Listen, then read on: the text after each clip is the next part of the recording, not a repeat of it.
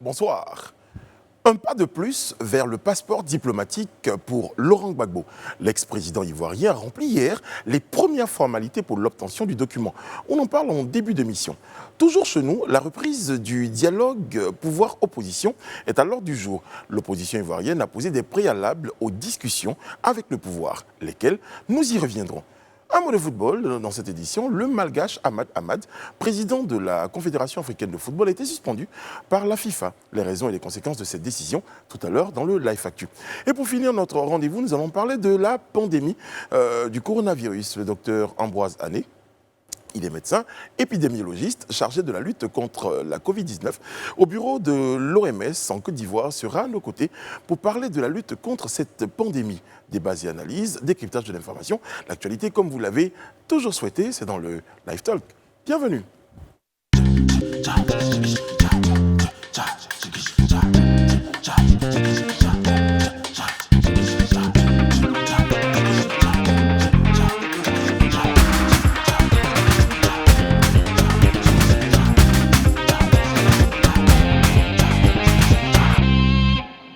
Oyez, oyez, vous êtes bien nombreux tous les soirs à nous regarder, ça nous fait énormément plaisir. Notre objectif, c'est que tout le monde nous regarde.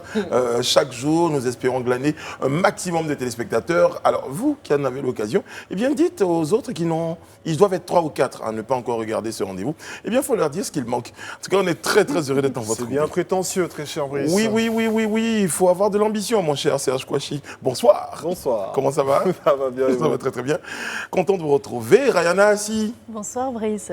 Edith Broubleu, bonsoir. Bonsoir Brice. Bonsoir Sophie Aïda. Bonsoir Brice. Vous allez bien tout le monde? Très bien. Votre week-end.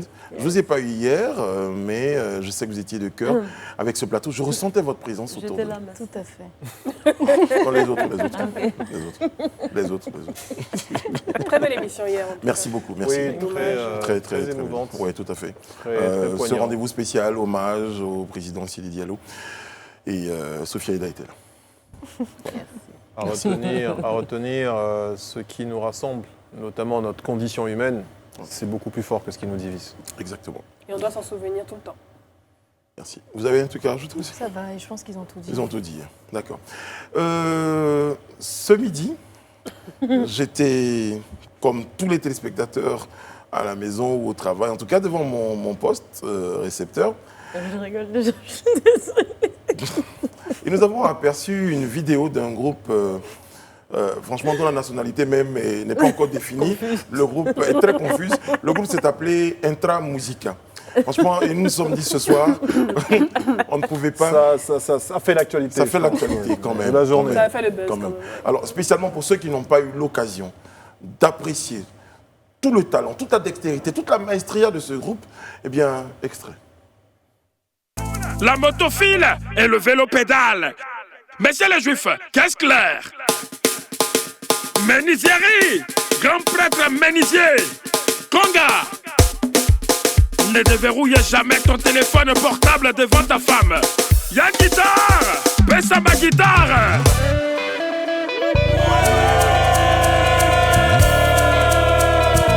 Ah, ça part au départ. Ah, et toi le décal, le ministre de Bakayoko.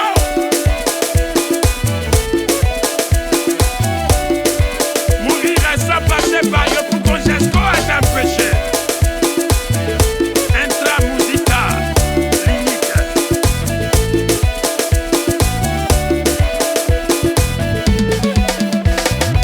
Judith on the beat. Gabriel Garejesco, est-ce que le parc au fou est fini? Ça ne peut pas finir. Ah. Bravo. Et non. Non, c'est vraiment du beau travail. Hein. Non, là, je pense qu'ils sont prêts pour c'est les tournées grave. Ils sont mondiales. prêts pour le tournée mondial. En fait, il n'y en a pas un seul qui ne fait pas partie de la team de la FTV. De la FTV, c'est ça, Pourquoi ça ce va casting Moi, je me demandais à Willy combien de plats de garba il a mangé pour avoir. Pour ressembler à... Surtout ces fesses-là. Non mais excusez-moi, Non, mais- c'est un travail de longue haleine. Hein. Ah oui, Un j'imagine. vent pareil, ça ne se Beaucoup construit d'efforts. pas en un seul jour, en un mois, en un an. Ça demande beaucoup d'efforts. Donc, un peu de respect pour ce bon, s'il vous plaît. Le beaucoup beat est d'efforts. bon. On voyait pas, mais en backstage, tout le monde dansait. Bravo. c'est- Très belle chorégraphie. J'ai essayé de trouver la vraiment, fiche chapeau. technique du groupe. J'ai trouvé David Boucelli, j'ai trouvé Momo de Beng, j'ai trouvé Yann, j'ai trouvé Fred. Tous des techniciens. Tous des techniciens, franchement. les gars. Intra-musica. Intra-musica, bravo les gars. C'est vraiment un intra ici. Bon, ceci dit, on va poursuivre avec le tour de l'actualité, hein, quand même, local et international. C'est le Life Actu, à tout de suite. Je me suis toujours dit qu'il fallait que je travaille un peu ce jingle. On va t'aider. Bon, on parle des choses plus sérieuses. L'actualité en Côte d'Ivoire, c'est déjà le mandat ou les mandats, concernant les mandats d'arrêt contre Sorogium. Ces avocats dénoncent une opération de communication, Edith Broubleu. Le déjà, c'est un peu bizarre. Pourquoi le déjà? Tu as dit déjà? Ils ont dit déjà? Non, tu as dit déjà. Parce que l'actualité est chargée ok, d'informations aussi importantes les unes que les autres. Merci beaucoup. On commencera déjà par le... Mes oreilles ont sifflé. Effectivement, dans un communiqué du 23 novembre, hier, donc le collectif des avocats de Sorogium a dénoncé le mandat d'arrêt et les mandats d'arrêt surtout contre lui et 3 de ses proches, dont notamment Touré Moussa, qui est son directeur de communication, et Abdoulaye Fofana, qui est son aide de camp. Le collectif des avocats a rappelé que le 21 novembre 2020, le ministre de la Justice avait adressé au ministre des Affaires étrangères de Côte d'Ivoire une demande de transmission aux autorités françaises des mandats d'arrêt émis contre Guillaume Soro et ses proches. Les avocats soutiennent que cette demande du ministre de la Justice, largement relayée sur les réseaux sociaux, n'est rien d'autre, selon eux, qu'une opération de communication et même de bluff. J'imagine le ministre de la Justice et se dit, bon, on fait quoi? On fait une opération de com? Voilà, un petit coup de com. Bon, après, c'est la question à se poser, mais de toute façon, chacun essaie de défendre ses positions forcément. Je pense que peut-être qu'il ne s'y attendait pas de l'autre côté de l'Hexagone. Finalement, je pense que cette décision était attendue. On a eu la période électorale, post-électorale, et finalement, ce mandat d'arrêt qui peut-être était sur le fil du rasoir, finalement est tombé. Donc, forcément, cette réponse était forcément prévisible des différents avocats de Sorogium. Il faut savoir qu'ils ont également jugé. Une chose est sûre, ils ne pouvaient pas l'accueillir avec des applaudissements, ça c'est sûr. Non, absolument pas. Absolument pas. Franchement... Et ils ont rappelé que ces mandats d'arrêt étaient, selon eux, illicites et illégaux, et qu'aucune extradition ne pourrait valablement être accordée, en fait. Donc, au terme de l'article 696 du Code de procédure pénale française, ils indiquent, en tout cas les avocats, qu'aucune extradition ne peut être accordée lorsqu'elle repose sur un mobile politique ou encore lorsque les institutions judiciaires de l'État requérant l'extradition ne garantissent pas le respect des droits de la défense, ce qui est assurément le cas en l'espèce. En fait, ce qu'ils veulent dire, c'est que leur client, qui est considéré comme un réfugié politique, en fait, ne peut être soumis à cette extradition. Et tout ça fait suite à une interview du président français. Exactement, du président français Emmanuel Macron, qui avait déclaré que Sorogium était indésirable sur le territoire français. Et je pense que... indésirable s'il profitait de cette position pour commettre des actions qui sèmeraient le trouble en Côte d'Ivoire. Et il deviendrait dans ces conditions-là indésirable. Je pense que ces mots sont forcément voilés, même s'il ne commet pas d'action. Les liens entre la Côte d'Ivoire et la France sont assez forts. En tout cas, les liens politiques sont assez forts quand même pour considérer la présence de Sorogium et de ses proches comme une épine dans le pied. De toute façon, il n'est pas dit, en tout cas officiellement, que Sorogium soit en France. En tout cas, si on en croit le président Emmanuel Macron, dit ne pas savoir, où est-ce qu'il... Enfin, ne pas savoir s'il est en France. Que je trouve un peu bizarre quand même, mais bon, si quand même. En tout cas, selon son entourage et son avocate, il serait hors du territoire français, en Belgique, ce qu'on a pu entendre également. Et donc la question à se poser est de savoir que se passera-t-il s'il revenait sur le territoire français? Est-ce qu'il sera effectivement arrêté? Est-ce qu'il sera effectivement extradé? Dans quelles conditions? Donc voilà. Je crois pas qu'il ait envie de savoir ce qui va se passer. Donc du coup, je ne pense pas qu'il retournerait sur le territoire français. Après, je pense que peut-être qu'il se dit qu'il a forcément des alliances sur lesquelles il peut compter. pas uniquement Emmanuel Macron, mais peut-être d'autres alliances avec d'autres partis en France. Avec d'autres partis. On peut mettre Paris en bouteille, je pense. Vous avez bien choisi la destination. Très bien choisi la destination. Bon, sur le plan politique, on l'a dit, on l'a annoncé, le passeport, on l'avait même pour certains reclamé. Sur le plan diplomatique ou politique? Déjà sur le plan politique. Oui, un peu des deux. Déjà, certains réclamaient le passeport, on le réclamait.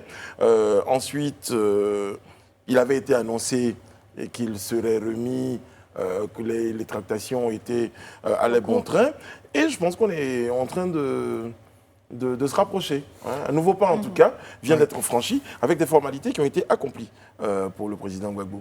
Oui, parce qu'en tout cas, il y a de l'amélioration, puisque comme vous l'avez dit, cette période-là, il faut la situer dans le temps. C'était fin juillet, lorsque l'ancien président Laurent Gbagbo se rendait à l'ambassade de Côte d'Ivoire en Belgique pour faire la demande de son passeport. Il y a eu beaucoup d'encre qui a coulé, notamment beaucoup de salive sur cette demande-là.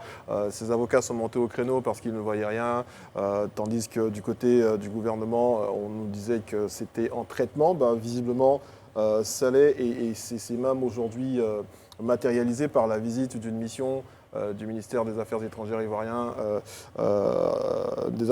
donc ivoirien, Laurent Gbagbo, hier à Bruxelles, hier lundi 23 novembre. Alors il s'est agi d'une mission qui lui a donc pris des photos et relevé ses empreintes. Et contrairement et à la différence de sa première démarche à l'ancien président Laurent Gbagbo en fin juillet, cette fois-ci, il s'est fait remettre un récépissé qui atteste justement de cet enregistrement-là pour cette demande du passeport. Rien n'a filtré en ce qui concerne la date de remise du passeport, mais on est quand même dans des faits beaucoup plus concrets. Mais c'est déjà un pas en avant, parce que c'est vrai qu'il y a quelques mois, quand même, on déplorait le fait qu'un homme qui ait marqué l'histoire de la Côte d'Ivoire et qui ait quand même été un acteur important en Côte d'Ivoire n'arrivait pas à profiter de ce qu'on peut appeler un droit citoyen, donc d'acquérir le passeport. On disait que le temps d'attente de délivrance de ce passeport était assez long, traînait un peu, on se demandait ce qui se passait. Donc déjà, il y a quelque chose de concret, comme tu dis, et puis ça montre quand même que les choses évoluent. Surtout que c'est là pour cette fois-ci, c'est une équipe du ministère qui est venue vers lui. Donc c'est pas lui qui a fait la démarche. Donc ça montre qu'il y a une démarche de paix. Et puis c'est la suite logique justement de cet élan de réconciliation, comme tu dis, et d'ouverture à ce dialogue, de main tendue et tout ça que le président initie depuis un bon moment. En tout cas, c'était forcément attendu, mais bon. Moi, j'ai une question. J'ai une question. Mais même moi, je m'apprête à le faire aujourd'hui, parce que pour une fois, on va estimer que je suis moins gentil. Mais depuis qu'on disait les démarches étaient en cours, c'était quoi? Pourquoi ça a mis autant de temps? C'est vrai qu'il faut féliciter il n'avait pas reçu le récépissé, donc voilà. Maintenant, le récépissé. Je veux dire, un individu normal peut l'avoir en 72 heures. Pourquoi autant de temps? Bon, de toutes les façons, après les élections, on a bien entendu ce que le président Alassane Ouattara a déclaré à ce sujet. Donc, ça tombe sous le sens, après que cette mission se déplace et aille le voir, après qu'on ait compris que le président Ouattara soit favorable à ce qu'on lui donne ce passeport-là, diplomatique même, je pense, ou en tout cas un passeport ordinaire, comme tout bon Ivoirien mérite d'avoir. Donc oui, vous me direz, fin juillet jusqu'à mi-novembre, pour un traitement de passeport, ça fait quand même un peu long, mais on va se réjouir du fait que ça se soit matérialisé. Mieux vaut tard que jamais. Mieux vaut tard que jamais, c'est à féliciter déjà. Mais moi, ma préoccupation, c'était que dans les différentes interviews qu'on voyait sur les différents médias étrangers et même au local, la raison qui était évoquée par rapport à cette attente, c'était le fait que son procès qui était en appel n'avait pas encore été... n'avait pas encore démarré, n'avait pas encore été effectivement jugé en appel.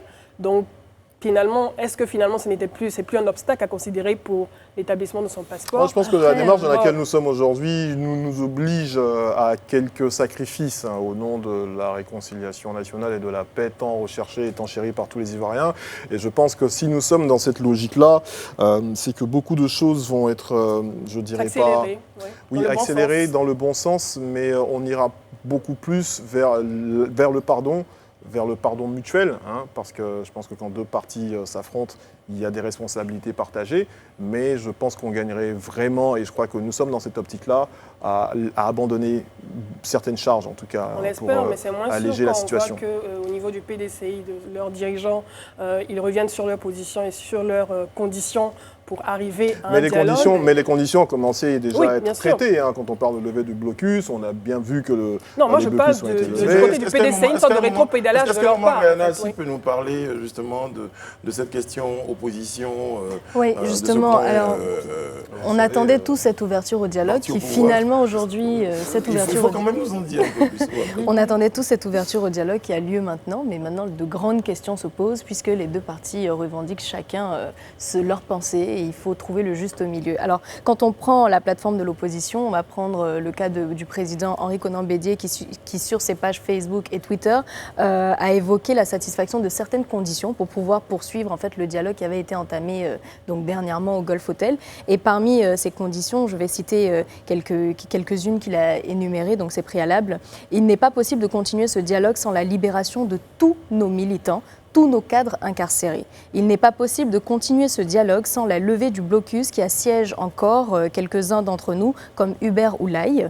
Bédié dit également avoir suspendu le dialogue jusqu'à ce que ceux qui ont été forcés de fuir à l'étranger opèrent un retour sécurisé chez nous. Et à partir de là, la dernière phrase, la phrase qui suit, me paraît très intéressante. Ce sont là des préalables non négociables et je pense bien que dans quelques jours, ces différentes libérations seront faites pour que nous puissions reprendre le dialogue pour la parole qui a été rendue entre Alassane Ouattara et moi-même. Alors il faut notifier que le blocus... Il y a de l'espoir, de bonnes nouvelles en perspective. Le blocus dont il parlait, donc notamment pour Hubert Oulaye, a été levé le 23 novembre dernier. Hier. En tout cas, ça, c'est les préalables concernant les plateformes de l'opposition, mais le parti au pouvoir est encore sur sa position. Donc, c'est le porte-parole du RHDP qui s'est exprimé dans une déclaration en date du 22 novembre. Et il accuse l'opposition de vouloir prendre en otage la paix des Ivoiriens en se servant de cette paix comme un instrument de chantage. Alors, il invite à demeurer ouvert au dialogue, le RHDP, mais tout en appelant le gouvernement à ne pas renoncer à poursuivre les enquêtes liées aux violences électorales, à rechercher tous les auteurs et leurs complices, quel que soit leur rang, pour faire émerger la vérité sur ce qui s'est effectivement passé. Donc franchement, pour le RHDP, il est question de dire que la main que le président est en train de tendre aujourd'hui n'est pas un signe de faiblesse, mais c'est plutôt un acte, on va dire, de responsabilité qu'il pose pour le bien de la Côte d'Ivoire, pour la paix. Donc c'est une ouverture au dialogue, mais qui n'est pas sans laisser mis à part en fait les conséquences qu'il y a eu dans la crise Je pense que électorale. quand on va utiliser le mot négociation, ça sous-entend qu'on peut-être profite d'une occasion pour souhaiter que certaines de nos revendications, de nos souhaits soient entendues et tout ça. Oui. Et donc l'opposition dit, nous, avant qu'on ne discute, ou même je souhaite, pendant qu'on discute, ce qu'on souhaite, c'est qu'il y ait que le gouvernement lâche du lest, notamment la levée des blocus. Alors, ce qui est à remarquer, c'est que quand même l'opposition est très ferme sur ses préalables, donc c'est pas négociable. C'est avant de poursuivre ce dialogue, voici ce que nous vous demandons. Mais après, la question que je me pose, en fait, c'est que lors de leur premier rencontre, à l'issue de leur déclaration commune, il était prévu qu'après cet échange, cette rencontre de prise de contact, il y a une autre rencontre. Tout à fait. Lorsqu'on est en situation de discussion et de rapprochement, pourquoi le faire par conférence de presse interposée ou bien par note interposée et ne pas le faire directement lors de notre rencontre? Il faut retenir que la rencontre... Mettre un préalable à une discussion. Et dites-vous que la rencontre, c'était une rencontre entre le président Alassane Ouattara et le président Bédié. Donc qui ensuite a eu besoin certainement de consulter les autres membres qui ont... Mais moi je considère que on est toujours dans cet engrenage de discussion, de négociation, parce que c'est quand même un jeu de bluff, c'est un peu comme le poker. Le fameux jeu politique dont bien sûr. Alors quand vous vous sentez, même si au-delà de tout c'est l'intérêt général qu'on doit regarder, mais chacun doit faire en sorte d'obtenir le maximum de l'autre. Donc, en fonction des différentes étapes de négociation, c'est à qui pèse le plus dans la balance. Voilà, la négociation, c'est comme ça. Et ils vont finir par s'entendre. Ça peut durer, ça peut prendre du temps, mais ils vont finir par s'entendre. Alors, il faut aussi comprendre tant qu'ils acceptent de négocier, ils finiront par s'entendre. Il faut aussi comprendre l'état d'esprit des plateformes de l'opposition qui aujourd'hui se retrouvent un peu face à une sorte pas d'échec de ce qui avait été entamé, mais quand même, ils ne sont pas allés au bout de ce qu'ils attendaient. Donc aujourd'hui, ils sont dans une position où ils doivent doivent tirer le maximum, comme tu dis, de cette négociation-là. Donc c'est sûrement pour ça qu'ils sont fermes sur certaines demandes, pour ne pas laisser passer justement la chance d'obtenir plus de bénéfices de ces discussions. En phase 2, ils n'ont pas les sourds, donc ce n'est pas un dialogue de sourds, vu qu'ils avaient demandé, par exemple, ou entre autres, la levée des blocus, notamment chez Hubert Oulaye, parce que vu que le blocus chez le président Bédi avait été levé, chez Marie Touaqueux, Jaffing Guessant, et donc il y avait la note positive, c'est qu'effectivement, on a l'impression il l'a obtenu. Que progressivement, les blocus sont levés. Mais en fait, les gens se choquent par rapport à quand l'opposition dit que c'est non négociable. Les préalables sont non négociables. Mais en phase 2 également, le gouvernement tient à ces préalables qui, pour lui, jusqu'à présent, quand on en croit, quand on écoute sur le porte-parole du RHDP, c'est également non négociable. Pour eux, ils sont dans une logique de justice dans laquelle ils sont engagés et ils feront coûte que coûte payer à ceux qui pensent responsables de toutes ces violences-là et qui font également partie de l'opposition, quel que soit ce qui leur en coûte. Donc en fait, on est tous les deux, dans les deux parties, on est dans des positions bien tranchées au débat, au début de ces négociations. Donc ils vont finir à un moment donné par mettre de l'eau dans leur vin et puis tout doucement arriver à une entente. C'est ça, je veux dire, en début de négociation, on ne peut pas en début de négociation déjà être bien sûr, on ne peut pas être d'accord parce qu'il y a forcément quelque chose qui nous sépare. Il faut d'abord le vocalize, il faut le dire, il faut l'exprimer. Et ensuite, voilà, les deux parties vont discuter ensemble et continuer à discuter et puis ils vont faire des concessions les unes et les autres. Là, on voit déjà que le RHDP est en train de faire des concessions. Donc voilà, en tout cas, ça s'observe progressivement depuis la semaine dernière avec les levées de blocus et tout ça. Et donc, voilà. Ok, wait and see. Et tant que cela participe au jeu politique, et tant que cela se fait dans un climat apaisé, dans un climat responsable, et qu'on met au centre de toute cette négociation là l'intérêt supérieur de la Côte d'Ivoire, nous on dit... C'est surtout éviter des discours interposés où l'autre maintient ses positions, où l'autre également se braque. Vous imaginez un peu un père, une mère qui sont en procédure de divorce et l'enfant qui est au milieu qui assiste par note interposée à moi je ne veux pas lâcher prise, l'autre ne lâche pas prise. Qui est le père, qui est la mère Qui est l'enfant? Je te laisse deviner. J'aime bien je sais que tu aimes bien ce genre de jeu. Qui est le père, qui est la mère? Il aime bien mettre les gens en difficulté. En tant qu'avocat, je dis vous ne répondez pas à la question. Bien sûr, je n'avais même pas prévu de répondre. On n'est pas sur une table de négociation, donc on n'est pas obligé d'être sur une position tranchée. C'était juste... voilà. Sophie Aïda, avec vous, on parle justement d'une suspension, celle par la FIFA, du président de la CAF, Ahmad Ahmad. Pourquoi quelles peuvent être les conséquences de cette suspension Alors, juste pour remettre les choses dans le contexte, le 23 novembre 2020, la Chambre de jugement de la Commission d'éthique indépendante de la FIFA a annoncé la suspension d'une durée de 5 ans d'activité pour le président de la CAF, donc comme tu disais tout à l'heure, Ahmad Ahmad. Elle accuse donc M. Ahmad Ahmad d'avoir, je cite, manqué à son devoir de loyauté. Ma voisine, justement, se posait la question, il a fait quoi? Justement, elle l'accuse d'avoir manqué à son devoir de loyauté, accordé des cadeaux et d'autres avantages, géré des fonds de manière inappropriée et abusé de sa fonction de président de la CAF. Chic président. Bon, du coup, j'ai un peu peur sur les cadeaux à Rihanna et tout ça. Je ne sais pas si on va me le reprocher. Non, ce n'est pas elle qui va te le reprocher, mais peut-être que on ne dit rien. Alors, selon la FIFA, il reproche justement à M. Ahmad Ahmad son comportement donc, en tant que président à la CAF de 2017 à 2019. Et qui porte justement donc sur diverses questions liées à à sa gouvernance de la CAF, dont l'organisation et le financement d'un pèlerinage à La Mecque et ses accointances avec l'entreprise d'équipes sportives Tactical Steel et puis d'autres activités. C'est un peu commun, on va dire, dans le monde du football. On entend souvent parler de ces dirigeants qui sont impliqués dans des histoires de corruption, justement. D'ingérence, on va dire. Donc, est-ce que c'est une surprise? Je ne sais pas. Mais selon la FIFA, et encore, je cite, Ahmad Ahmad est coupable d'avoir enfreint les articles 15, donc devoir de loyauté, l'article 20, acceptation et distribution de cadeaux et autres avantages, article 25, abus de pouvoir de l'édition 2020 du Code d'éthique de la FIFA, ainsi que de l'article 28, détournement de fonds, de son édition 2018. Excusez-moi. On va encore me taxer d'être un adepte de la théorie du complot. Mais timing est parfait. le timing est beaucoup trop parfait, c'est beaucoup trop gros pour être normal. Je veux dire, effectivement, comme vous avez commencé votre propos, non mais là, commencé son propos par dire, effectivement, c'est des choses dont on entend beaucoup parler dans le milieu du football, notamment la corruption et tout. Ça veut dire que ce n'est pas nouveau. Ça veut dire qu'il n'y a pas eu Ahmad Ahmad pour qu'on entende parler de cadeaux quand on est président de cette institution, pour qu'on entende parler de détournement.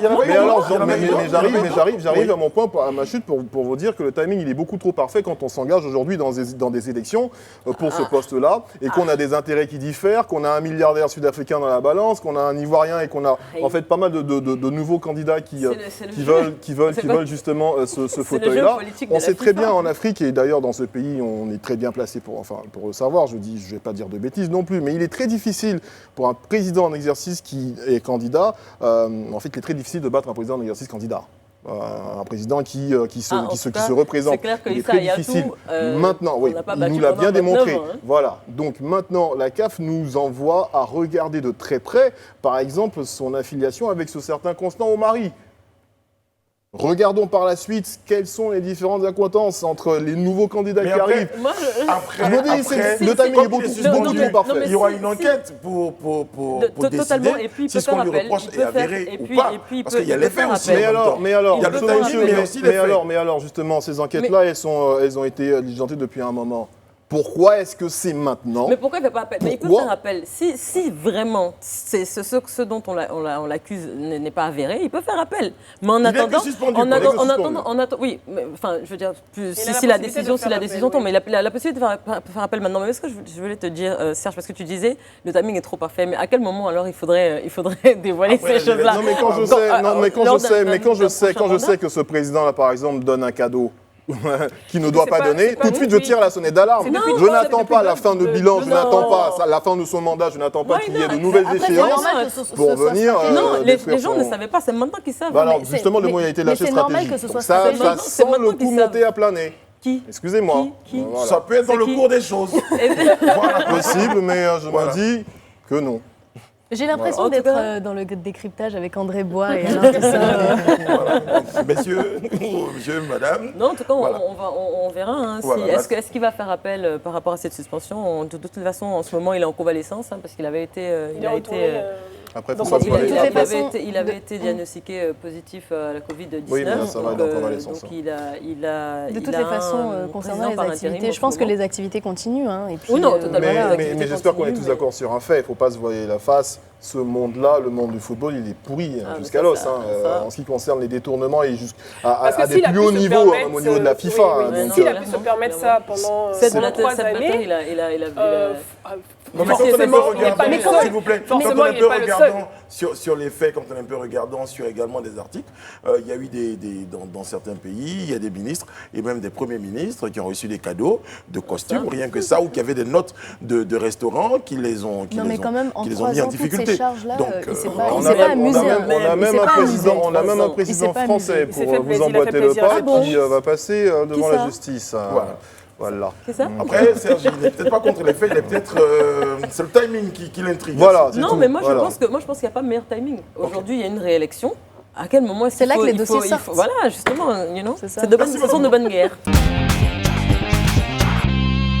Le docteur Ambroise Ané est avec nous autour de cette table. Il est médecin, épidémiologiste, conseiller pays, chargé de la lutte contre le coronavirus au bureau de l'Organisation mondiale de la santé en Côte d'Ivoire. Bonsoir, docteur. Bonsoir, Brice. J'ai dit épidémiologiste, parce qu'on peut se planter, donc on a fait en 2 mots, c'est la petite technique. Épidémiologiste. Docteur, on parle de coronavirus ce soir. Déjà, quel état des lieux faites-vous de la Covid à ce jour en Côte d'Ivoire? Merci Brice, merci aux téléspectateurs de Live TV, merci à tous vos confrères. J'ai failli vous demander, quand vous avez dit qu'on parlerait de coronavirus, j'ai failli vous demander, mais duquel des coronavirus? Parce qu'il y en a une foultitude, comme dirait l'autre, n'est-ce pas? Mais bien heureusement, en chutant, vous avez indiqué qu'il s'agit de la Covid, c'est-à-dire cette maladie-là qui est due à un des coronavirus, n'est-ce pas, qui s'appelle le SARS-CoV-2, comme je vous l'ai indiqué, donc qui n'est qu'un des virus de la grande famille, donc des coronavirus. C'est une famille de virus, il faut le dire, qui est connue depuis longtemps. et qui maintenant donne le sentiment que tous les 10 ans, n'est-ce pas, eh bien, un élément de cette famille vient pour sévir dans notre espèce humaine. Il y a déjà 10 ans, eh bien, nous avions une épidémie, n'est-ce pas, liée au coronavirus, pas celui-là, pas le SARS-CoV-2, c'était en Asie. 10 ans plus tôt, il y a eu une autre épidémie, n'est-ce pas, liée au coronavirus. Je sais donc dire que les coronavirus sont connus depuis longtemps. Et ceci est une information importante, parce qu'on va le voir lorsque, si le temps nous permet donc de parler par exemple des vaccins, on va voir que ça a un avantage quelque part. On va voir qu'il y a un avantage. Alors, parlant de la situation donc de l'épidémie, malheureusement en ce moment avec cette maladie, donc le Covid-19, si vous préférez la pandémie, puisque dans l'évolution des choses, lorsque cette maladie est apparue en fin d'année 2019, eh bien notre organisation, donc aux côtés de la communauté mondiale, a travaillé, a œuvré avec les pays et a évalué la situation.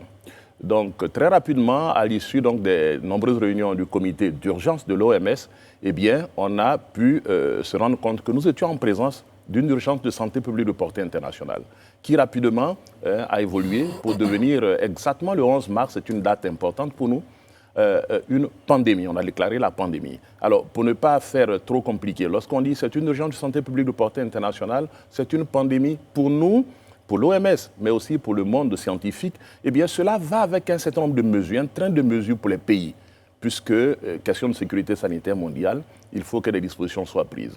Et depuis, la maladie a fait son chemin. Je vous ai indiqué tout à l'heure, tout est parti d'un marché de fruits de mer en Chine. Donc ça a été la Chine. Et puis ensuite, ça a gagné les autres continents, l'Europe. Et très rapidement, donc, en mars, la Côte d'Ivoire a connu son premier cas, avec toutes les mesures que vous connaissez. À ce jour-là, en Côte d'Ivoire, eh bien, nous sommes à 21 000 cas. Nous sommes à 21 000 cas, malheureusement. Mais sur les 21 000 cas, rassurez-vous, nous avons 21 000 guéris. Nous avons à peine une centaine de cas dits actifs, c'est-à-dire des cas que nous n'avons pas encore déclarés guéris ou qui ne sont pas encore sortis du suivi, puisque nous nous donnons quand même en moyenne 14 jours pour évaluer. Donc c'est une centaine de cas qui sont actuellement actifs. Toujours en Côte d'Ivoire, donc, nous avons notre système de santé qui a découpé le territoire en une trentaine de régions, 33 régions précisément. Et sur les 33 régions, il y en a 29 qui ont déjà déclaré des cas. 29. Et les départements, il y en a 113 au total, les départements ou les districts sanitaires. Et sur les 113, nous en avons 67 qui ont déclaré des cas. Alors, l'autre élément important à retenir pour la Côte d'Ivoire, c'est que 95% des cas des 21 000 se trouvent à Abidjan. Wow. On pourra dire pourquoi. Wow. Au niveau de l'Afrique, eh bien, c'est à peu près 1 500 000 cas, avec 32 000 décès. 32 000 décès. En Afrique, on a un taux de létalité qui est de 2%. Le taux de létalité qui est en Côte d'Ivoire de 0,6%, je dois le dire. Le taux de létalité, on va dire, c'est pas la chance, mais la malchance que vous avez de décéder, de mourir lorsque vous attrapez la maladie. Donc, c'est moins d'une personne sur 100 en Côte d'Ivoire qui meurt. En Afrique, c'est à peu près 2% de personnes qui meurent. Ça a l'air très rassurant, hein, tout ça. Et dans le monde, en terminant, pour parler des chiffres, peut-être qu'il ne faut pas trop saouler, comme on dit, les gens de chiffres, mais dans le monde entier, nous sommes à presque 60 millions de personnes qui sont touchées. 60 millions de personnes qui sont touchées et malheureusement on a enregistré à peu près le nombre de décès qu'il y a de cas en Afrique, c'est-à-dire presque 1 500 000. Alors, pour faire un petit rapport, voyez que dans ces 60 millions, l'Afrique pèse pour à peu près 2%. Pour le nombre de décès aussi qu'il y a dans le monde, l'Afrique pèse pour à peu près 2%. Sur cette base, on peut dire que le continent africain a de la chance. Très bien. A de la chance et les choses vont plutôt bien en Afrique en ce moment. Mais attention. Très bien, hein. C'est bien déjà de planter le décor et d'être plutôt optimiste, j'ai envie de dire, face à cette situation-là. Sophie Aïda. Oui, alors le conseiller technique du ministère de la Santé et de l'Hygiène publique a déploré le lundi 23 novembre 2020 un relâchement dans le respect des mesures de lutte contre la propagation de la maladie. Est-ce que vous partagez au niveau du bureau OMS Côte d'Ivoire cette même inquiétude ? Oui, absolument. C'est un constat qui est fait. Nous sommes, avant d'être du bureau OMS, nous sommes des citoyens. Nous observons aussi. Et vous et moi, nous avons tous observé ces derniers temps que les taxis, c'est 4-5 personnes là-dedans qui dévisent tranquillement, qui sont au téléphone. Or, tout le monde sait que qui parle, qui cause, qui rit ou qui chante n'est-ce pas, fait se déplacer le virus, qui lui-même ne se déplace pas. Nous sommes tous en train de noter que les boîtes de nuit sont bondées.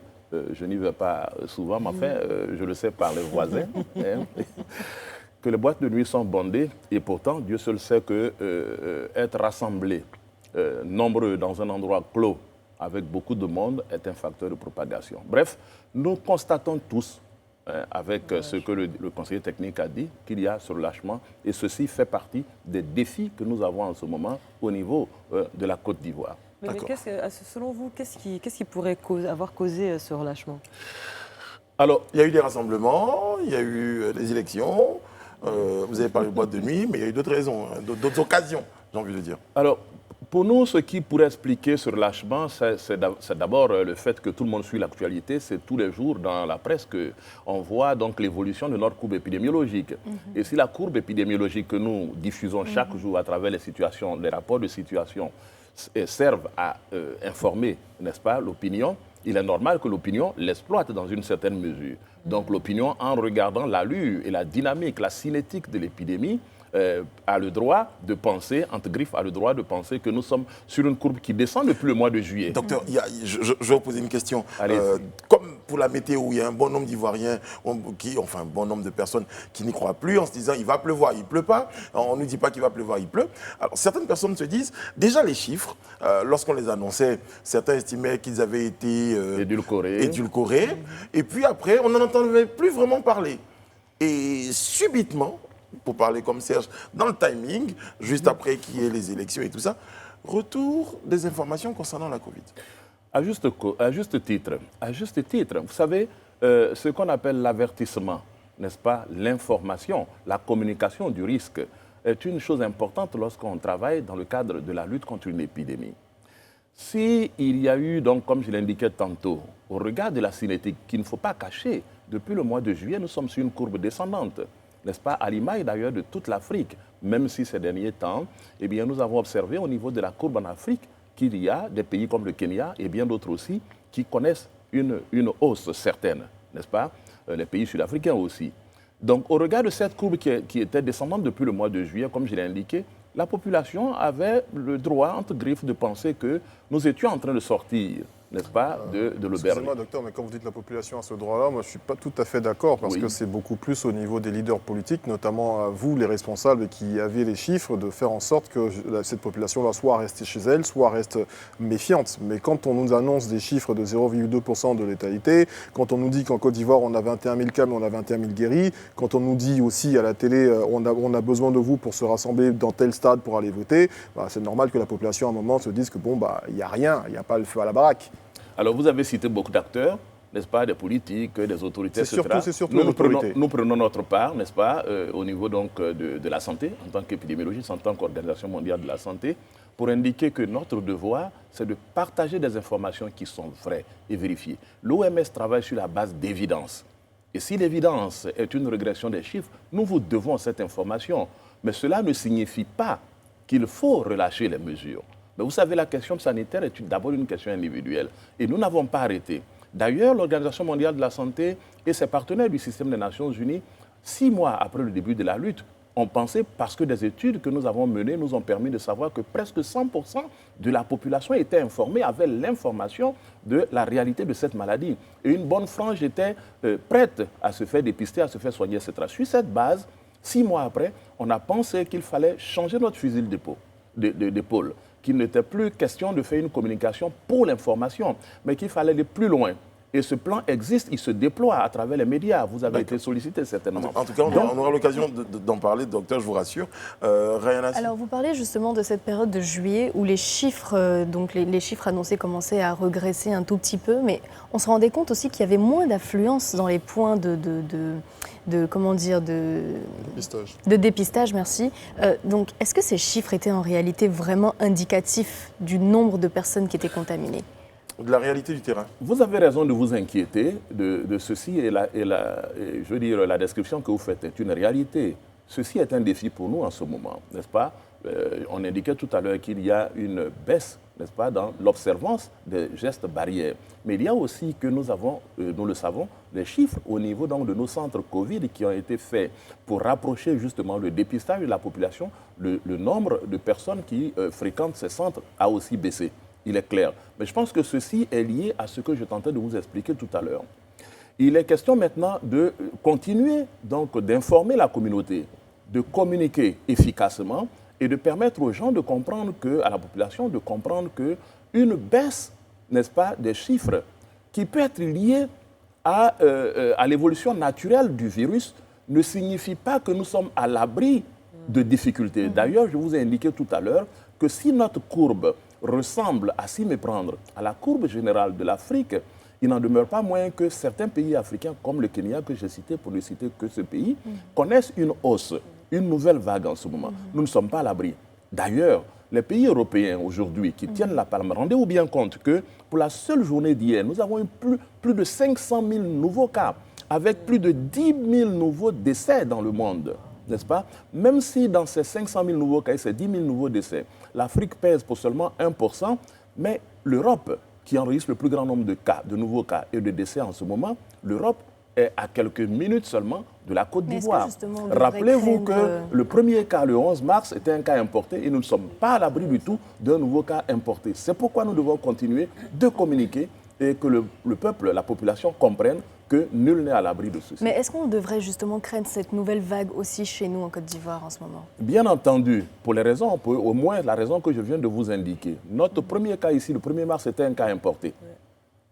Et les pays qui donc ont été à la base de cette importation sont en ce moment en crise. C'est pourquoi il faut faire attention. Donc une des on va dire des mesures pour les pays que l'OMS donne en ce moment, pour les pays notamment de l'Afrique, mais pour le monde aussi, c'est la question de la surveillance. La question de la surveillance du territoire. Et pour nous, la surveillance est un peu comme, vous savez, en épidémiologie, dans la riposte la riposte aux épidémies, le langage il est un peu militaire, n'est-ce pas? Donc quand on parle de surveillance dans le milieu sanitaire face à une épidémie, c'est presque comme chez les militaires. Hein. Donc la surveillance, pour nous, ça a une signification importante. Nous avons nos points d'entrée, c'est d'actualité. Vous savez, nos frontières terrestres sont fermées, mais il va falloir les ouvrir. Qu'est-ce qu'il faut faire? Il y a un travail qui doit se faire. Et c'est en cela que l'OMS accompagne les pays, justement, techniquement, n'est-ce pas? Non seulement à travers les conseils, mais par un appui technique efficace pour que tous les pays se préparent, pour que donc, les ouvertures de frontières eh bien, se fassent de façon soft. Docteur Ané, vous disiez que le premier cas, il avait été importé, il avait réussi à passer. À l'époque, on va estimer que les mesures de restriction, les mesures de surveillance n'étaient pas au niveau qu'on souhaitait. Aujourd'hui, est-ce qu'on peut estimer que ces mesures-là sont renforcées et qu'on ne peut pas se retrouver avec une faille d'un autre cas importé qui arrive à passer entre les mailles du système? Alors, affirmer qu'on ne peut pas se retrouver avec un cas importé, ce serait prétentieux. Voyez-vous, Vu qu'on a qu'aujourd'hui, vous avez dit les frontières terrestres sont fermées, c'est que les frontières aériennes, donc il n'y a qu'un seul moyen d'entrée. Donc on peut renforcer donc la surveillance à ce niveau. Alors malheureusement, la vie d'un virus dans le corps humain, la circulation du virus est un peu plus complexe que cela. Voyez-vous, vous savez, ce qui nous permettra donc et c'est ce qui se fait en ce moment pour tous les pays. Vous êtes au courant qu'en Côte d'Ivoire, ici, il y a un site, n'est-ce pas, pour ceux qui doivent voyager, qui sont invités à s'inscrire, à faire un test d'abord, à s'inscrire, n'est-ce pas? J'ai envie de parler de ce site, justement. Et donc, c'est les mesures qui sont prises. Mais lorsque le virus est dans le corps d'un individu, eh bien, il y a des moments où on parle de virémie. Je ne voudrais pas employer des termes trop compliqués, nous parlons au grand public. Mais les tests que nous avons ont des limites.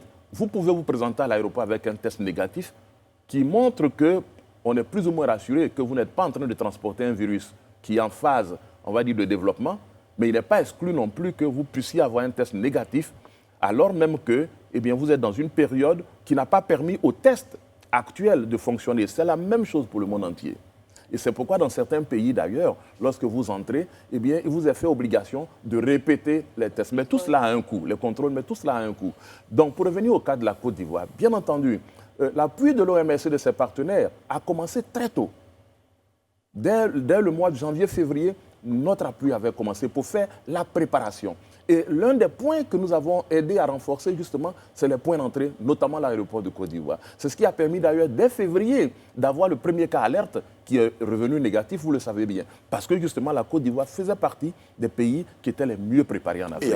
Et après, nous avons eu un cas positif, comme cela a pu arriver à d'autres pays. Vous avez dit que la Côte d'Ivoire était un des pays les mieux préparés en Afrique. Exactement. Oui. Aujourd'hui, vous avez 100% confiance dans le système qui a été mis en place pour lutter contre cette pandémie. Non, cela ne s'exprime pas en termes de 100% de confiance. Nous avons un travail à faire. Face à une épidémie, il y a plusieurs étapes. Vous avez la préparation et vous avez les outils pour la réponse. Nous avons aidé, je vous ai indiqué, parce que nous avons les outils qui nous permettent d'évaluer.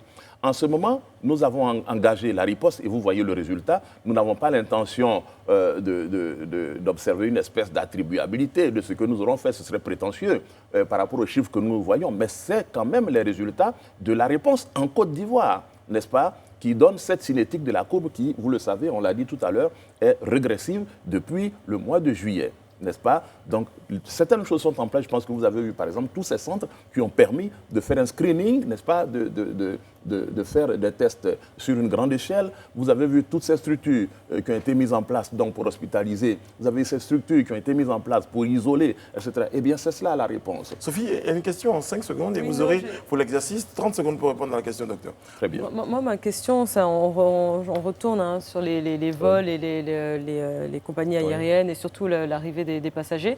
Le test Covid en Côte d'Ivoire coûte 50 000 francs CFA pour un passager qui veut voyager.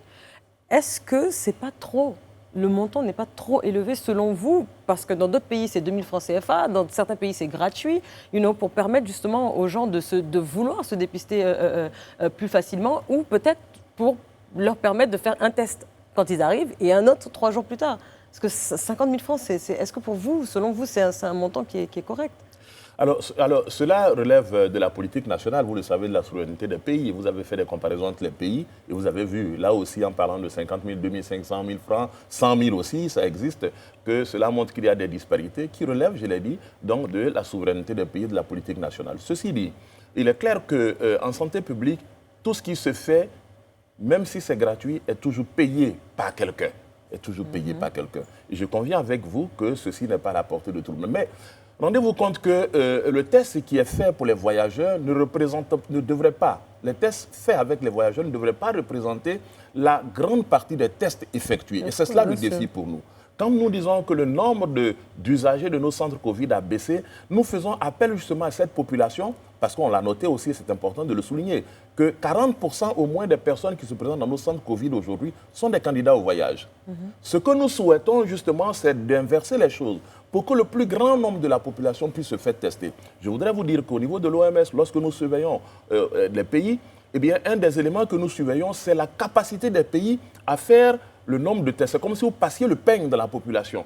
Et si plus vous passez le peigne profondément, plus vous avez de chances, n'est-ce pas, de détecter. Et la Côte d'Ivoire, malheureusement, ne fait pas suffisamment de tests. Et nous encourageons le pays à y arriver. Je vous promets qu'on va en parler. On va parler des tests, on va parler des délais concernant ces tests-là, et puis bien d'autres questions que les Ivoiriens se posent concernant cette pandémie. Docteur, on parlait des délais concernant donc ces tests-là. Ils sont importants, ces tests.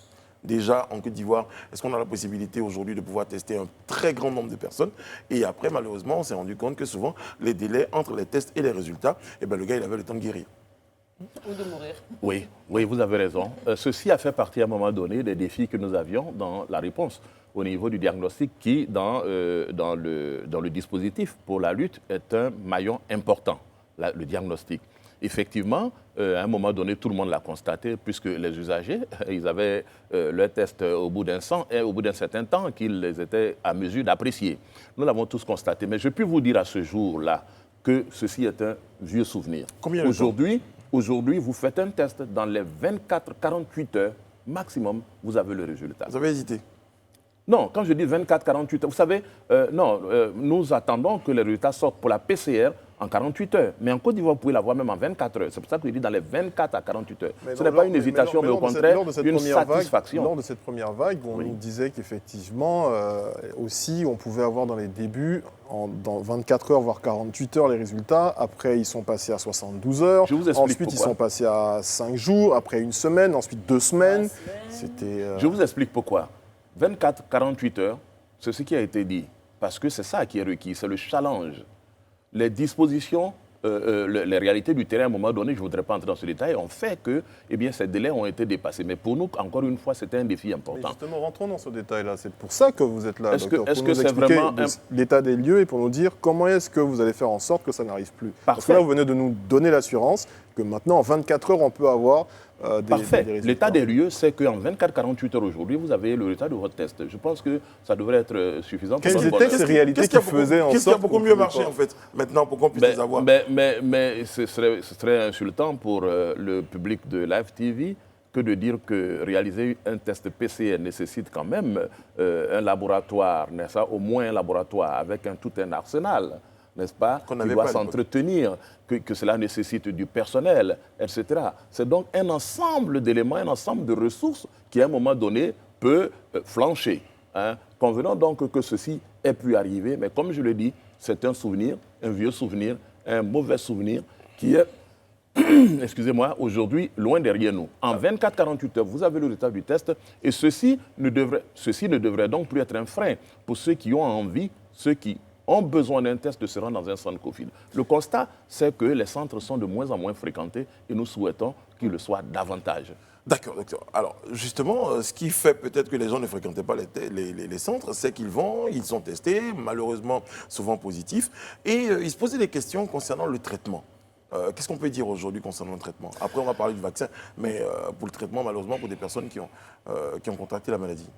Alors, beaucoup de choses ont été dites sur le traitement. Vous savez, il y a eu toutes sortes de propositions. Nous avons vu nos frères et sœurs dans les rues aussi courir pour déshabiller complètement certains arbres, couper des feuillages, etc. Tout a été dit. Chacun y est allé un peu de sa petite cuisine et de son latin, on va dire.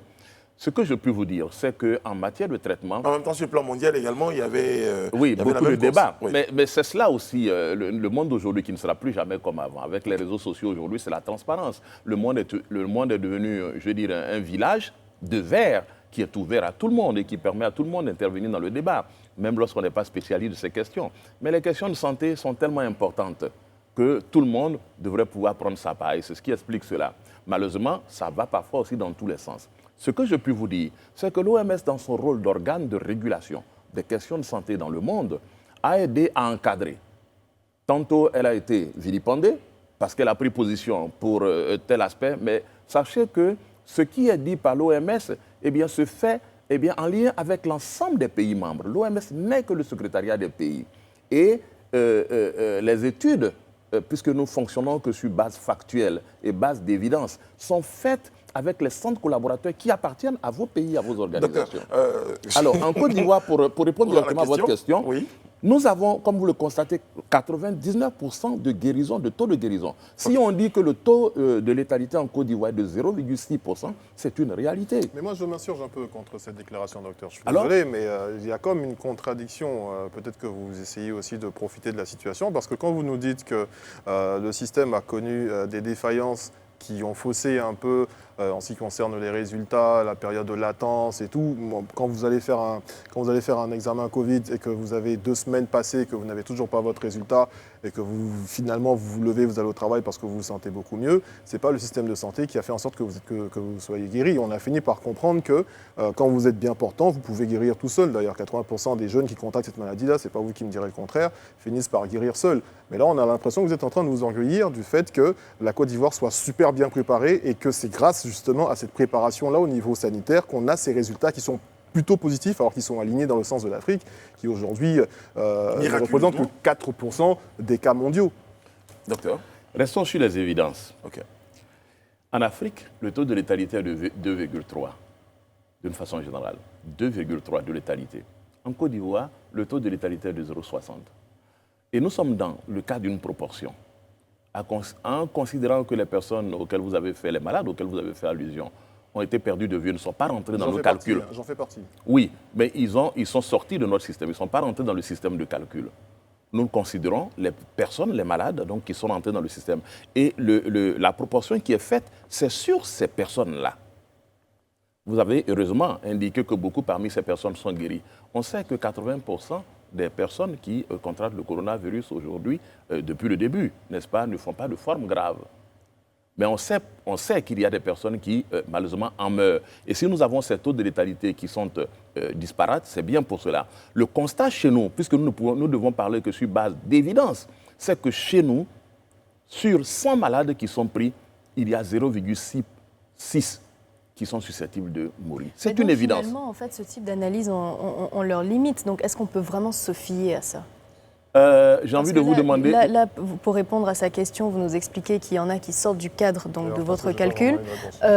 Pour répondre à ma question sur justement comment est-ce que vous analysez cette régression quand on remarque que le nombre de personnes qui vont se faire dépister baisse, vous affirmez aussi que c'est aussi un challenge. Donc finalement, il y a beaucoup de limites qui se présentent concernant les chiffres qu'on reçoit. Alors, quand on parle de l'évolution de la maladie, c'est une cinétique qui doit malheureusement prendre en compte un certain nombre d'éléments pour pouvoir apprécier. Vous êtes d'accord avec moi? Donc, nous considérons d'abord les chiffres que nous avons. Aujourd'hui, nous avons 10% de positivité, ce qui n'est pas le cas. C'est un ensemble, c'est un faisceau d'arguments qui nous permet de dire aujourd'hui la situation. Vous parlez que sur la base des personnes qui viennent se faire dépister. C'est bien plus complexe que cela. Oui. C'est un faisceau de choses. Je vous ai indiqué par exemple déjà qu'un élément d'appréciation pour nous, c'est le nombre de tests réalisés dans un pays. Et j'ai indiqué que de ce point de vue, la Côte d'Ivoire se trouve par exemple dans la zone orange. Ce n'est pas le vert encore. Parce qu'il faut dépasser les 10 tests, n'est-ce pas? Les 10 tests pour 100 000 habitants par semaine. Ce n'est pas le cas. Nous sommes entre 3 et 5. Il y en a en Afrique qui sont en dessous de cela. Donc ça, c'est une chose. Nous regardons le nombre de nouvelles personnes qui sont contaminées chaque semaine. Alors, j'ai une question. Nous apprécions le nombre de nouveaux décès. Nous apprécions le nombre d'agents de santé, l'évolution du nombre d'agents de santé qui sont contaminés. C'est un faisceau d'arguments. Il y a d'autres calculs plus compliqués, comme ce qu'on appelle le R0, etc., qui nous permettent donc d'apprécier. J'ai vraiment une question concernant le nombre de nouvelles personnes contaminées. Est-ce qu'une fois qu'on a contracté le virus, qu'on en est guéri, est-ce qu'il y a un risque de recontamination pour la même personne? Parce que du coup, ça pourrait jouer aussi sur les nouveaux chiffres de contamination. Alors aujourd'hui, cette question-là est une question cruciale. C'est une question qui est là, qui est sur la table, hein, et tout le monde en discute. Cette espèce d'immunité, donc, n'est-ce pas, des personnes qui ont contracté la maladie, n'est pas définitivement réglée. N'est pas définitivement réglée. On ne sait pas jusqu'à quand ça va.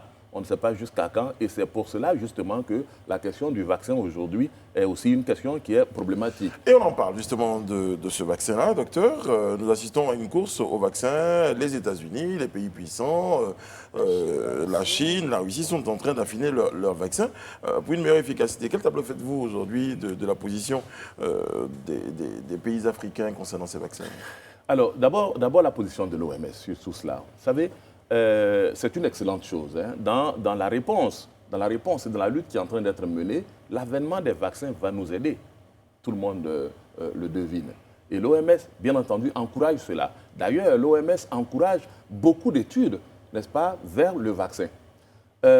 Aujourd'hui, donc, un certain nombre de candidats vaccins, il y en avait plus de 200.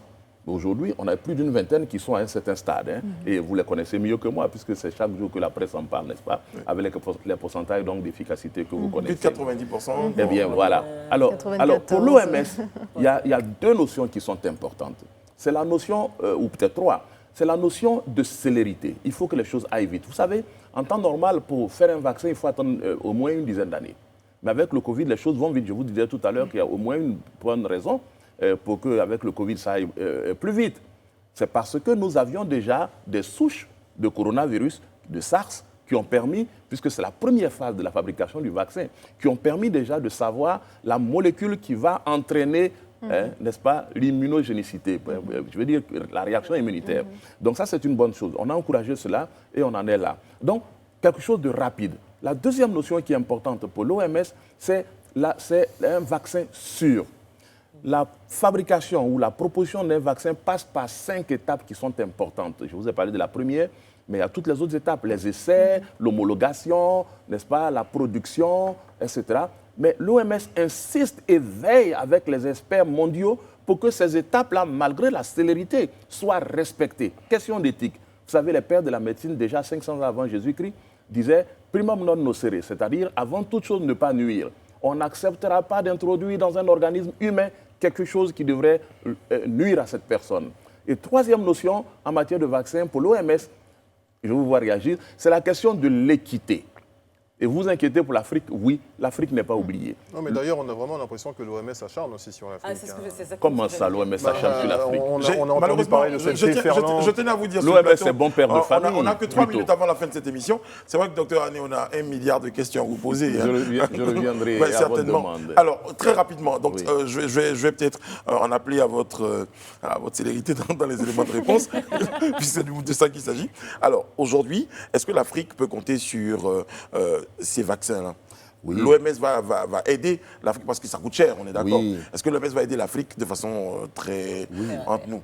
Oui. Va aider l'Afrique à obtenir ces vaccins? Plusieurs centaines de millions sont déjà prévus pour les pays pauvres, notamment ceux d'Afrique. Mais il y avait de l'avancement, notamment au Madagascar. On aurait pu aider aussi à développer à ce niveau-là, au niveau de la recherche. De quoi est-ce qu'on parle avec Madagascar? Au moins, on a parlé aussi du Bénin. L'OMS était ouverte au Bénin, à Madagascar, à la Côte d'Ivoire, à tous les pays. Pourquoi aujourd'hui, quand il s'agit de subventionner, d'acheter des vaccins pour les pays pauvres, on y va, on donne de l'argent? L'OMS a encouragé tous les pays à rentrer dans le canevas scientifique. Vous savez, ce n'est pas parce que nous sommes en présence du Covid, je l'ai dit tout à l'heure, on nous taxerait aussi de laxistes si nous ne faisons pas respecter les normes. Les étapes sont là et je pense que ce n'est pas un débat à faire, il faut que tout le monde s'aligne là-dessus. L'OMS n'est que le secrétariat du pays.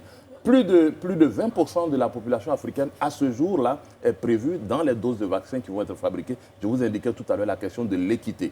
L'Afrique ne sera pas laissée sur le côté. Il y a l'initiative COVAX qui est en place en ce moment. La Côte d'Ivoire est membre de cette initiative. Et croyez-moi, je fais partie, sur instruction de monsieur le représentant, de l'équipe qui travaille avec les experts nationaux pour que les choses s'accélèrent. Nous sommes en train de préparer un plan et très bientôt, je pense cette semaine, il devrait y avoir la première réunion en Côte d'Ivoire, n'est-ce pas, du CCIA, c'est-à-dire cet organe-là qui réfléchit sur l'introduction du vaccin en Côte d'Ivoire. Il ne sera pas trop cher?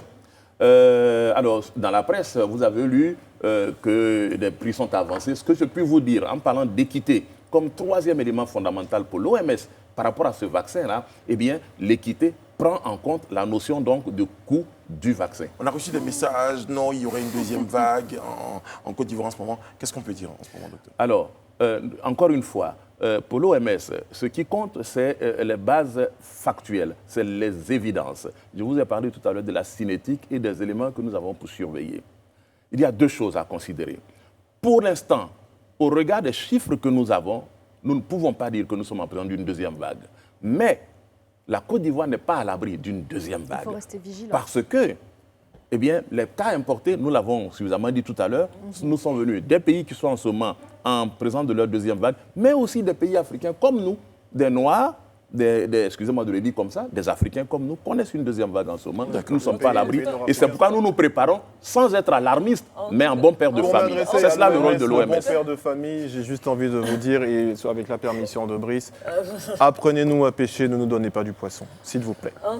C'est un autre débat. Je pense qu'on aura l'occasion de débattre de cela, mais cela ne se justifie pas, madame. Ce que je peux dire, c'est que j'espère que l'OMS sera moins surpris, que l'Afrique est plus épargnée que les autres pays, parce qu'on a vu à travers les réseaux sociaux des déclarations que l'OMS était à chaque fois surpris de pourquoi ou qu'est-ce qui fait que le continent africain soit le moins touché. Je ne crois pas que ce soit une surprise. Je ne crois pas que ce soit une surprise. Aujourd'hui, nous pensons que si les chiffres sont à ce niveau, il y a des facteurs qu'il faut prendre en compte. Rappelez-vous en Côte d'Ivoire, un des premiers facteurs. Le premier cas, c'est le 11 mars, avant la fin du mois de mars, confinement. C'est une leçon apprise de ce qui s'est passé ailleurs. Et c'est important. 7 semaines à 8 semaines après, il n'y avait aucun cas à l'intérieur du pays. C'est efficace de confiner. Voyez-vous. Deuxièmement, nous avons quand même un héritage en gestion de crise et d'épidémie. Nous avons quand même un héritage en Afrique en matière de gestion d'épidémie, avec ce que nous avons connu ici. Quoique beaucoup d'épidémies aient disparu, en partie aussi grâce à l'action de l'OMS. Récemment Ebola d'ailleurs. N'est-ce pas? Oui. Donc cet héritage nous a permis quand même de capitaliser, n'est-ce pas, en technique et en compétences. Il y a maintenant les autres facteurs, comme le fait que nous évoluons en ce moment dans le cadre du One Health, etc. On évoque des questions génétiques, etc. Mais en tout cas, une des choses importantes à retenir, c'est les leçons que nous avons apprises des autres et qui ont fait que très tôt nous avons pris des mesures de santé publique. Maintenir la surveillance du masque. Permettez que je termine là-dessus, ces 3 choses-là. Mais le masque, chaque fois que vous êtes dans un environnement confiné, le masque. Premier C. Chaque fois que vous êtes dans un environnement bondé, en anglais on dirait crowded, le masque. Chaque fois que vous êtes Close, donc proche de quelqu'un. Troisième C, le masque. Jamais, jamais, jamais sans son masque. Merci, à vos masques. Merci, docteur Ané. Non, je rigole. J'ai dit à vos masques, prêts, partons. Merci beaucoup, docteur. Merci. Merci de nous rassurer. Et surtout, on va rappeler aux uns aux autres les gestes barrières. Le virus existe toujours. Il faut continuer à être vigilant pour qu'on puisse... Surtout à la faveur des fêtes de Noël. Les fêtes de Noël arrivent, attention, au rassemblement en famille, entre amis, dans les endroits clos. Les 3 C. Merci, à vos masques, partez. Merci, docteur. En tout cas, c'est tout. Hein. On aurait aimé avoir docteur, mais je pense qu'on aura l'occasion de vous avoir à nouveau sur notre plateau. L'OMS à votre disposition. Merci, docteur. Merci de nous avoir suivis. Bonne suite de programme sur Live TV. Que Dieu veille sur la Côte d'Ivoire. Que Dieu vous garde.